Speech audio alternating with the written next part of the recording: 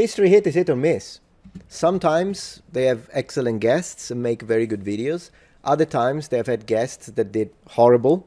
So it really depends. It's a hit or miss. I don't know what to say. That's how it is. So what we have here, let me increase the volume and let me decrease myself. So what we have here is, we got this video. We have Roel Canine, who is the ditch guy. Sometimes I've disagreed with him, but overall I consider him to be an excellent academic. It's just that when he talks about Rome, we disagree sometimes. And when it comes to Greece, I mean, he's great. I really like him. It's just that there are situations in which I've disagreed. And if I disagree, I disagree, even if it's the freaking president of the Pope, whatever. I'll still disagree. But he's a very good presenter, very knowledgeable. And then we have him. His name is, I don't remember the name. Let's see, Roel Canine debate. They did not tell us. Oh, Tristan. That's it, Tristan Hughes. They're going to debate. What are they going to do? And I'm interested in seeing this debate and providing my own opinion. Because they have a board, and it goes between strongly agree to strongly disagree. And I'm kind of curious to see what I think in here. So, sections of disagreements or debate. We have an introduction. We'll watch it. We have the Trojan War actually happened. Now, I would put strongly agree here. I want to see what they say. Because if they're here to debate, it means one of them will say, probably, unless they both agree, but it's long, so they must have different positions. One of them doesn't think that the Trojan War happened, so I'm going to disagree with them. I want to see why. Then we have the Spartans were the best warriors in the ancient world. We'll see what they say, but when it comes to Spartans, he's the guy. Athens was a democracy. Ooh, wow, guys. Was Athens a democracy? Well, yes, my answer will be absolutely, but I guess if they debate, it probably means that they are discussing the difference between modern democracy and ancient democracies, which are different. So that would be interesting to see how they present it. Trojan Horse. Ooh, we're going to talk about the Trojan Horse, my friend. And then Achilles will beat Hercules in a fight. That's interesting. Well, Greek architecture would have looked tacky. I absolutely categorically disagree. I think Greek architecture would have looked amazing. A lot of sections, I never react to the entire thing, but I like the beginnings. So how about we just jump right into it, guys? Is there another? Sit down on the table. It doesn't make sense if he lived. He wouldn't have lived. He would have drank himself to death at some point, as indeed he did. And especially Achilles, I always think is like, we shouldn't look up to this guy. He's a terrible, terrible person. Like Hades famously is basically just a manager of the underworld. So in the intro, the ditchman just spoke, but he didn't say anything. I'm looking for a fight. I want some blood here. Blood and iron. Hello, I'm Tristan Hughes. I'm the host of the Ancients podcast, and I'm delighted to be rejoined by the one and only, the legend, Dr. Roel Canine. Absolutely. Roel, how are you doing? Doing great. Well, good. Okay, very laconic in your answer there. Straight away. Didn't give me much time to breathe. We're back in person to do, well, we're the guinea pigs, really, for a new format. New format. Which is agree to disagree. Am I right there? Agree to disagree? Yes, that's it there, nodding. Nice. Nodding. Kind of makes sense with strongly agree to strongly disagree. Right, see if we can do that. Well, it's regarding ancient Greece, and we've got here a selection of questions for it. Don't know what's coming up, but I think it's going to be, they really want the gut reactions. So let's see what we got. Oxford academic versus someone who just interviews people about ancient history day in, day out. So, all right, you ready? Let's go. Let's do it. Let's go. Okay, I'll pick the first one. The Trojan War actually happened. Oh. Yes, strongly agree. Disagree. Oh my gosh! We're starting strong here. It's literally blood and iron, my friends. He disagrees. Why does he disagree? Trojan War he thinks is mythological? Ooh, we're gonna have a good time here. Well, let's see why. It didn't happen. Yeah, he's looking at the... Well, let's see. Let's see. He's good. Ditch guy is good. So let's see if he changes my mind. Here, I don't know if this... Can we do strongly disagree or strongly disagree? Strongly. I'm only going to put disagree Bowling actually, because I think there's a way that you can... There is, of course. I mean, there's the contemporary material from the Bronze Age that suggests that there was a conflict. You know, okay, Yeah. so the Greeks went over the sea, sure. Yeah. They had some interaction with the region, possibly there was some raiding. There may even have been a war. To give context, when he says the region, it means the Anatolian Peninsula. Because do remember that we do know what, I'm sure they're going to say it, but we do know that historical Troy has been identified with the city of Wilusa. The city of Wilusa, it's in Turkey, specifically on the hill of Hisalik. It was found by Schliemann between 1870 and 1890. I did look into this deeply. That's why I'm so strongly in favor of the idea that it did happen. So we know Troy is there. When he says the Greeks, I would say, yeah, we know the Mycenaeans and the Achaeans. absolutely went over the sea into that region and specifically participated in anti-Hittite war. There is a whole league about it. Maybe I'll mention it. I don't want to speak too much. But yeah, Troy is like, the war happened. This isn't the Trojan War as we know it. Like, we have no reason to believe that events happened the way they happened, that there was a 10-year siege, that there were specific figures involved. I mean, all of that stuff. I disagree monumentally here. Ooh, this is gonna be a long one, guys. The siege absolutely happened. The siege happened. We know that. We normally date it to 1334 BC. Is that a correct dating? Who knows? If you have ever seen the description of Wilusa, historical Troy, there are two specific archaeological sectors, Troy A and Troy 7A, I think it was. No, Troy 6 is the one with imposing bastions, are exactly how they are described in the Iliad. And we know there was a siege. And in Troy 6, we know there was a fire. There is evidence of earthquake. And all of this is compatible with the description in the Iliad. The other thing about it, we know that there was a princess that was married to someone in that specific area, and that created conflicts between the Greeks and the Hittite. And because of this city, like, there is a lot of overlapping. There are 22 documents in the capital of Hattusha, which is the capital of the Hittite Empire. And if you read the documents, they mention the Mycenaeans and they give us names. And when the Hittitologists translate or transliterate these names, we have Priam, we have Alexander as one of the puppet kings that were used by the Hittite on Troy because Troy was taken. There is so much evidence that I don't know why. Maybe he's joking, maybe he's trolling and he's going to say, no, I'm joking. And at this point, I don't know. I'm confused, honestly, because the archaeological evidence supports precisely the description in the Iliad as we have it. Atarsia is one of the leaders with 100 chariots, absolutely Mycenaean, that goes into the coastline and starts raiding that area. Muppet King instead of Puppet King. But anyways, I'll let him speak. I'm already speaking too much. The only person that we know who might have been involved is this figure called Alexander, who appears in some Hittite texts, who's Paris. He's not the only one. He's not the only one. That's it. And so, you can say that there may have been conflicts between the Achaeans and the Trojans roughly in the period of the Bronze Age, but that has nothing to do with the story that we know. It is exactly the story that we know. I'm gonna have to put it on the thumbnail, guys.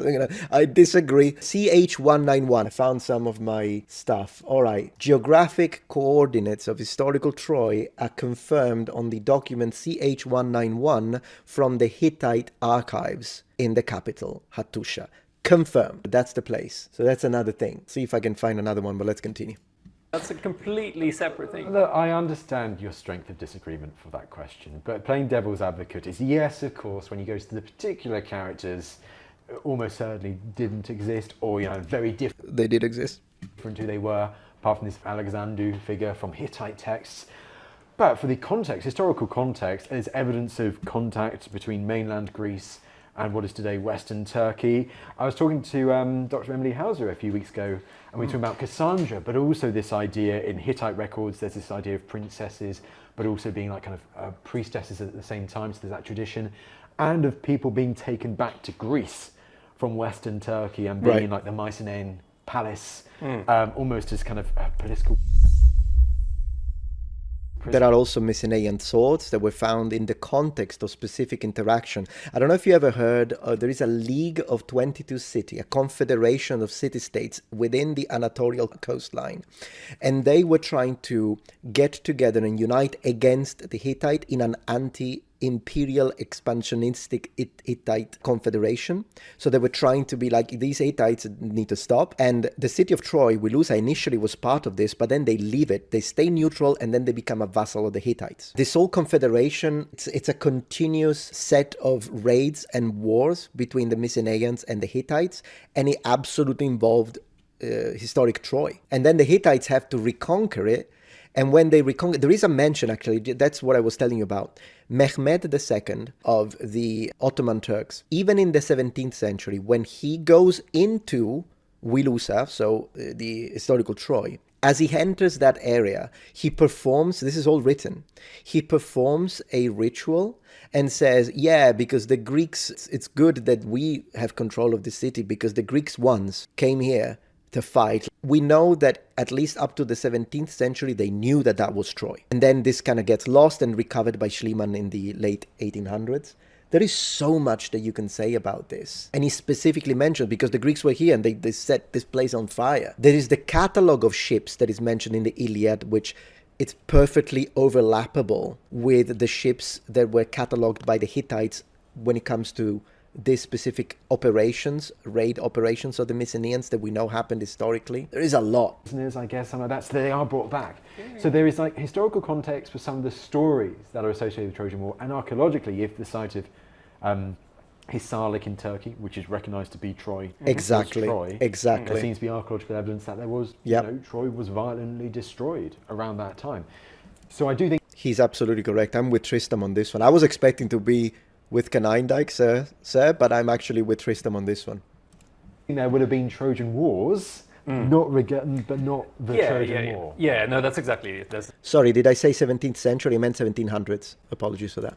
That's exactly the distinction. So it's a lot of scholars say that there is a historical Trojan War. There's a Trojan War. Maybe there have been Trojan Wars. But that's quite different from saying, Helen was abducted and therefore, the Atreides went and got... That is mentioned. The princess is mentioned in the sources on the Akkadian side. So maybe he's really good with ancient Greece, but maybe didn't look into this when it comes to the Hittite aspect of it. Maybe that's what's missing. I'm starting to think. Gathered all the Greeks. I mean, that is a very specific narrative, which is a story. And we can, obviously the Greeks retold and reshaped that story over time. And we don't need to see a historical truth in that. Can we say a story loosely based on a historical base from hundreds of years earlier? But we can't prove it, right? Yeah. It's more like... I mean, archaeology and textual is sources. I do think you can prove it quite confidently, sir. And just to tell you about something, here is something that you can't prove, okay? So everything we've mentioned so far, you can absolutely prove. But there is something that I sometimes like to present when it comes to this, that you cannot prove, but it's still intriguing. The Trojan Horse. Ooh, let me tell you about that. Let me tell you about the Trojan Horse. I'm going to put myself full screen for that one, though. So you know how within the Iliad, they mentioned the horse made of wood, then the soldiers got inside, the Trojans like it, take it in, and that's what allows the soldiers to break through regardless of the wall and the door, right? That they couldn't break through, they couldn't do it. What if I tell you that there is a different way to read it? And again, I can't prove it, but it is interesting. What if the horse, because you could be like, yeah, no, the horse didn't happen. I can agree with you, but what if the horse was symbolic? And when I say, what I mean by that is, there is evidence in Troy A, there is evidence that there was an earthquake. We know that this happened. The evidence is that it's archaeological in historical Troy. And it's possible that we know that this earthquake caused damage to the walls, and maybe because of this earthquake, the enemy forces that were sieging could enter Troy and took it. Why do I connect that to the horse? Why, like, if that's what happened, why would someone writing a text of whatever beautiful text that it is, the Iliad, why wouldn't they just say it was an earthquake? Why would they come up with the idea of the horse? Because the horse is one of the symbols of Poseidon, is strongly connected in classical antiquity with Poseidon. And Poseidon is the god of what? The sea and earthquakes. Now, am I reading too much into the text? I don't think so, because, again, I can't prove it. But think about it this way. To us, it's not obvious. It's not an obvious connection at all. For us, yeah, Poseidon is the god of the sea, that's it. But he is the god of the earthquake, and the horse is his symbol. To us, it might not be an obvious connection, but to people in ancient Greece, I think it would have been. And let me tell you this much. If I told you, if there is this story, I want to tell you about the story that happened, imagine. And I'm telling you, it happened in the Middle Ages, and maybe some medieval people, they converted the city, okay? What if I told you, and the lamb was what managed to... They created a lamb, and people saw this lamb, they opened the doors, and then everyone was converted. And then a dove flew over them as they were baptized into Christianity. Well, for anyone, even if you're not a Christian, the lamb is a reference to Jesus, and the dove is a reference to the Holy Ghost, and to us these are quite obvious. And I'm sure that I could find other elements, even with pop culture. And I could tell you something about the kryptonite, and you know immediately I'm talking about Superman, or I could tell you about Bat, and you know I'm talking about Batman. Well, for someone in classical antiquity, horse, earthquakes, and Neptune, Poseidonas, was that obvious. And that's why I'm thinking maybe, because the earthquake actually did happen, and the earthquake is connected to the horse and Poseidon, maybe down this is something that I could present, and you could tell me you can't prove it, so maybe not. Cool. But all of the other archaeological stuff that we mentioned, and the mentionings in the discussion in the 28 texts that we find in the capital of the Hittite Empire, that is 100% archaeological proof. That is proof. They are both interesting, by the way. Just because something can't be proven, it doesn't mean that it's wrong a priori, but it also means, okay, but we need to be careful how much weight we give to something like this. It's interesting, but that's it. But then again, when it comes to all the rest, I think is not, the evidence is strong. The evidence is very strong. Like, okay, there are plausible reasons to think that this may have some grounding in whatever, but there's no memory of it. Right? And this is an important thing that we always stress, right? Whoever composed the poems, the figure we call Homer, didn't know there was a Bronze Age, right? There is no understanding of Mycenaean society or politics or this palatial culture, the material culture. He doesn't know it. Are you sure? Would there be a thing about the collapse of the Bronze Age and knowing that, from hundreds of years that isn't the story, right? Like there's a city being destroyed and then everybody goes home, with the prize that they wanted. So unless you want to argue that this is a reflection of Mycenaean raiding culture, which is, possible. Yes, there we go. At least I appreciate he said possible. I do think that that's exactly what it is. Some kind of memory, but it's much more likely that they're describing something they recognize, because that's how you keep a story alive, right? You make it fit your contemporary understanding. Okay, the only thing I'm willing to agree with the Ditchman in this case is that, yeah, they probably embellished. I'll grant him that. They definitely embellished. So that's what we're looking at. It's a story about the early archaic period, which has some traces of an oral tradition that goes much further back. Sure, it has that. We differed straight away, but I must admit I had that little bit of caution there. No, of course. I mean, it's fair enough. Some people are persuaded. Some people believe this is enough. I'm persuaded. Right? I'm persuaded. Do you think that or not? So all right, move these back? Yeah, move it back. That's not needed anymore. All right, next. Yeah, excellent. Look forward to that. Let's do it, man. The Spartans were the best warriors in the ancient world. So this is going to be interesting. I do want to say one thing at the end of that. You know how he said he doesn't believe it also because there isn't any collective memory that has remained, but then Tristan points out, well, yeah, but there is collective memory of the raidings that the Mycenaeans did, and then he's like, oh, well, yeah, if you look at it, and sure. But imagine for a moment that there was no collective memory whatsoever. That still doesn't mean that something hasn't happened. For instance, Pompeii, for a moment I want to mention that. The volcano, right? That wasn't the first time that the volcano exploded and erupted and did the damage it did. It's just that the previous time was prehistoric. So there was no collective, now we know that happened, geologists confirmed that. There was no collective memory, and that's why the Romans didn't think, they thought it was just a mountain. Also because before it exploded, the volcano didn't look like a volcano. It looks like now because the peak exploded. And so now it has this concave shape, and you're like, yeah, that's a volcano.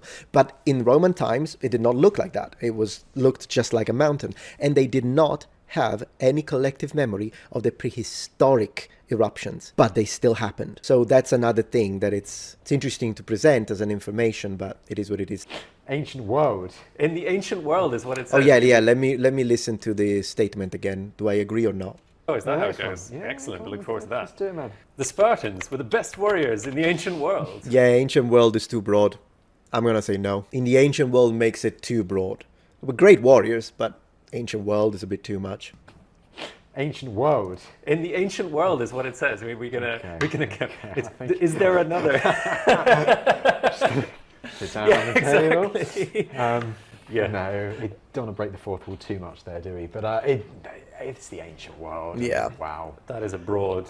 That's a bold claim, isn't it? That includes the Romans. I mean, that already. I'm like, yeah, okay, then. And not just the Romans, the Persians are included as well in that. Yeah. I mean, there were, for some time, perhaps the greatest warriors in the Peloponnese, which you could probably argue, although our guys might disagree. But no, there's obviously, I don't think anyone could seriously claim that they were, more successful or better trained or better equipped than some of the great, professional world-conquering armies of that period, Persians, Macedonians. Say Romans, all right, boom. Yeah, okay, great. A round of applause for Mr. Canine-Dyke's intellectual honesty. I love that. Because he's a Greece guy. He's a Spartan. He's a Spartan expert.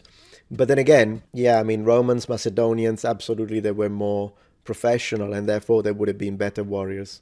100%. You have all sorts Maybe of people one-to-one, who could have we claim could to talk. a better record of victories, or just generally taking war more seriously than a militia of leisured landowners who did some training every now and then to affirm their status. But it's important to kind of clear The fact that I remember him saying this, that he doesn't think that the Spartans trained. They only trained every now and then. I don't know if I agree with that.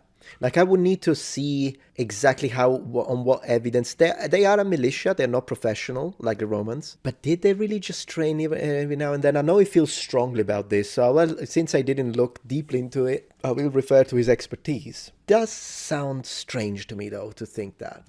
the myth from the reality, isn't it? That, I mean, the Spartans, there was a lot of training, and mental resilience was a big thing when they're growing up, but it's not weapons training, like they're not a professional army, which is sometimes the thoughts that people have when they think of ancient Sparta. He's right. That's right. And so, I mean, you have to imagine these Spartans are still a militia, just like the militias of all the other Greek states, but they take pride in setting aside, they have all their time available to be citizens, to be members, contributing members of their community. Right? Because of the slaves, they maintain the society with a slave underclass that lets them live a life of leisure, and they are supposed to devote that life to good service to the state. And that is both in council and in war and in other ways. They try to be the best citizens they can be. And obviously part of he shines when he talks about ancient Greece. that is that they can devote themselves to some physical exercise, and that in wartime they seem to have done some training in the classical period. But that is, I'm always drawing on this cliche of, the one-eyed man, land of the blind. That is the Spartans. I mean, they have the advantage. And Aristotle says exactly this. He says, they had the advantage because they trained and all the others didn't. But when the others started to train, the advantage evaporated immediately. And it's interesting, just ancient world, so broad. I mean, Spartan warrior against a Roman legionary, I think it's, Roman legionary wins that. It says it's professional army. I mean, the Spartans very cleverly became good friends of the Romans as soon as they grew. Exactly. I think we are going to agree on that one, strongly disagree. So, but yes. Cool. So I guess we'll move on to that. I don't know how that's possible, but only now I actually noticed the brass Corinthian helmet that they've got here in the background. I don't know how I didn't see it. I mean, I did. I just didn't recognize it, I guess. I don't know why. You dispose that This card one is however you want. Okay. Go on. Don't hurt the cameraman at the same time. This is an interesting one. Athens was a democracy. Yes. I mean, Athens Strongly agree. I mean, yes.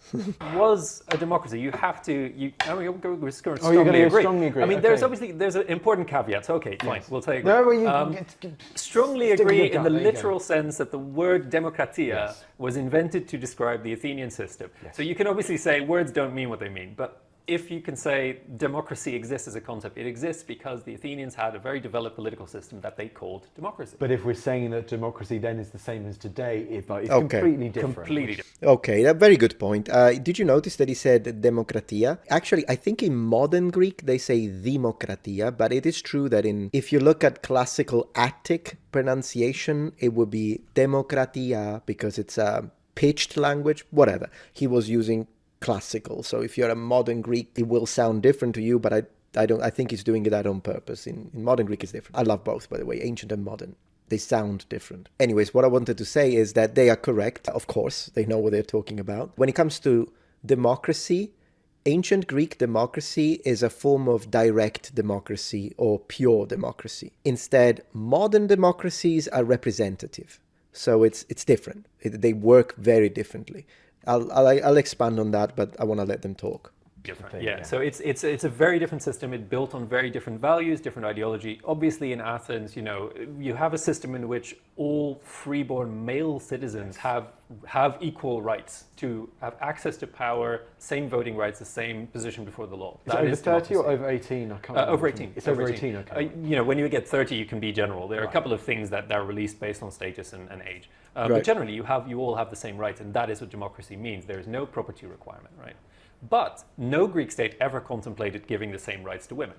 That just isn't a thing in Athenian democracy ever. And also, I mean, it's a slave state. It's a slave society. They have huge numbers of enslaved people doing all sorts of terrible things for them. And it's been argued even that the reason they can be a democracy, have this democratic ideology that they're all equals, is because the worst jobs, the most menial work, the most demeaning and horrible and risky work, like for instance working the silver mines, was done by enslaved people. So no one. Okay, so I agree and disagree. So there is a lot to unpack here. It's interesting.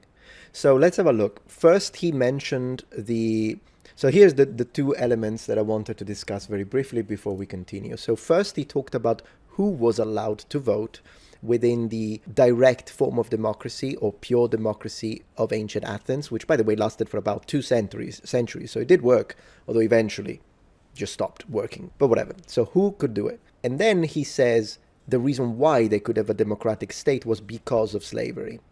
And I want to agree and disagree a little bit. So the first part is very interesting. So here is a difference, in fact, between modern democracies and ancient democracies. In the ancient period in Athens, who could vote? Men could vote that were citizen. So if you're not a citizen, you can't vote. That's similar to modern democracies, whether it's an actual democracy, whether it's a republic, because then we can discuss about the difference between a republic and a democracy all you want. We can talk about it if you want. Rome, for instance, is a republic, and it's representative. So Rome is different from ancient Greece. In fact, I would say that the Roman system is closer to the way American works now, because in Rome, it is a form of democracy in the sense that people vote, but they don't vote the policies. They vote their representatives that then decide the policies. And so that's why I'm saying the American system is similar. The people choose their representative, but then it's the representatives that choose the policies, which makes it closer to the republic in Rome. Whereas ancient Greece, you had a body of citizens and they all vote the policies. It's different, isn't it? But what's interesting about this is that, as we say, you have to be a citizen to vote in ancient Greece. You have to be male. If you're a woman, you cannot vote, whereas today women can vote. So big difference there. Another area of overlap, however, is that children couldn't vote. And that's the same today. Children cannot vote. And the last thing is that slaves couldn't vote. So he mentioned the slaves. They didn't have any right to vote. And we could say, today, can slaves vote? Well, slaves have been abolished, so there is no slavery. I know that people will bring the loop that you technically could be considered a slave if you go to prison. I get it, but we are discussing about actual slavery. Today, we don't have slaves, so in the Athenian sense. So in reality, the only real difference is that women can't vote in ancient Greece. That's really the main difference. Now let's discuss the thing about slavery. Was slavery necessary for a democracy to form? It depends, because I understand where he's going with this. People have free time because they had slaves. Sure, not everyone has slaves though, so kind of depends. But the primitive democracies, then I would say no, because primitive democracies, believe it or not, exist in prehistorical times. Primitive democracy, where you have a sort of a council of elders that decide things and they may be elected by the tribe. These develop naturally, mostly in hunter-gatherers. That's when you study the data. But then when they become settled and they expand and the populations grow, also because of farming, that's when the most typical type of governance is either oligarchy, so power to the rich, or specifically monarchy. So monarchies become more popular when we move from hunter-gatherers into settled farmers' populations. Primitive democracies did develop in hunter-gatherers and smaller tribes without the need of slaves. So then it would depend which category and which tier of democracy we're talking about. This is fascinating, by the way. I'm enjoying this video. One had to say, yeah, okay, we're all equals, but I work in the mines and you own a big estate and race horses all day. Actually, there is this sort of baseline that Athenian citizens didn't have to do that kind of work, and that lets them think that they're all equal. But they love it also by saying, like, oh, but we were the rowers in the fleet, right? So, which is also seen as a really hard physical job, but it's not being. But it's not demeaning, right? That's the thing. It's not gonna kill you unless you're unless you're in battle. I mean, the only other reason that I say agree is because with Alexander the Great and what happens next. I mean, it's not always a democracy in ancient history. There are many times when actually it's run by an oligarchy, especially after the time of Alexander the Great, when you have these various Macedonian generals, kings, and leaders vying for power in the royalty. Greek mainland, including Athens. Sometimes they install, well, either they have a garrison in the city near the Perioeci, or they have an oligarchy which is more favourable to Macedonian overlordship, more so than democracy. Democracy is normally seen, especially after Alexander the Great's death, with the people who want to be free of Macedonian control. But when you've got a bigger power in the area, and Athens is just a city-state, sometimes their democracy is taken away, or it is very much censored, maybe the way it's bits are taken out of it. The more troublesome bits of the Athenian democracy are removed, so that they're easier to control. So it's like they say, hey, it's democracy, but it's not really. It's the Macedonians or whoever. It's a democracy we leave to the rich to manage, Yes, which is exactly. essentially what happens in the Hellenistic period. So he's right. At that point, is it an oligarchy? I say agree, but I get what you mean with strongly agree. But as you say, very different to today. Okay. Wow. Yes, so we go back to the next one. Let's see. Okay. Achilles would beat Hercules in a fight. You know what? This is fascinating. All right, I think I'll have to do it in 2 parts but it's a fascinating video. I will definitely make a part 2 if you guys like it, and we can continue it on a different stream.